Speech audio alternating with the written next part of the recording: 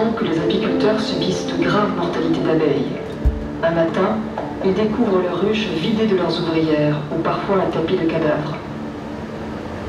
Mais depuis novembre 2006, l'hécatombe a pris une telle proportion que dans des régions entières d'Amérique du Nord, d'Europe, d'Asie, les arbres ne donnent plus de fruits faute d'avoir été pollinisés. Ça m'est arrivé d'avoir des colonies qui ont totalement disparu. À un moment, la ruche était vide, il n'y avait plus une abeille dans la ruche, il y avait plein de nourriture, et je n'ai pas su ce que j'avais mal fait.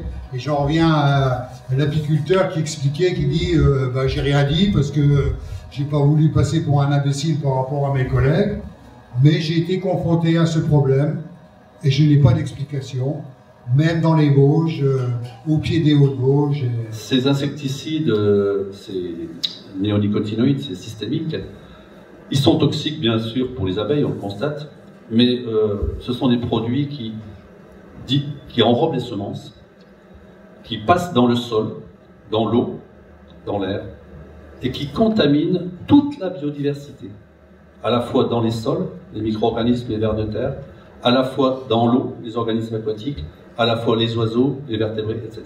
Donc l'impact, il est beaucoup plus important que simplement ce qu'on constate en masse chez les abeilles.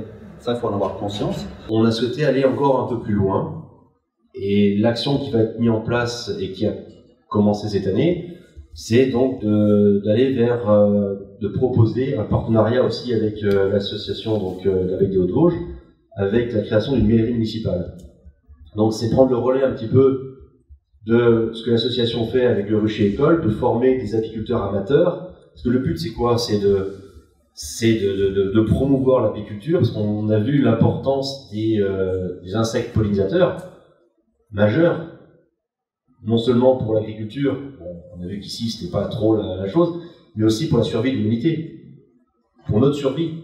Donc du coup, on essaie de contribuer petitement, hein, je ne vais pas non plus, on n'est pas là pour révolutionner, mais contribuer petitement à prendre la suite des actions qui sont faites pour permettre à des apiculteurs amateurs de pouvoir exploiter leurs ruches.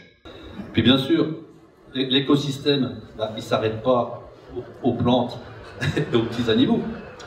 En bout de chaîne, qu'est-ce qu'il y a? Il y a l'homme.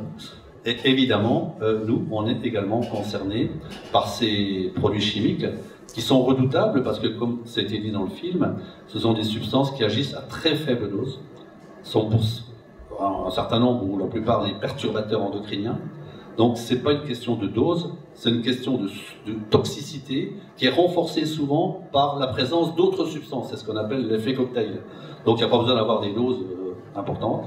Et ce qui est le plus important dans cet aspect-là, c'est le moment où on est contaminé. Et bien sûr, qui est-ce qui est le plus vulnérable? C'est l'enfant dans son développement à l'état fœtal. Donc la femme enceinte est particulièrement exposée à ces substances. Voilà.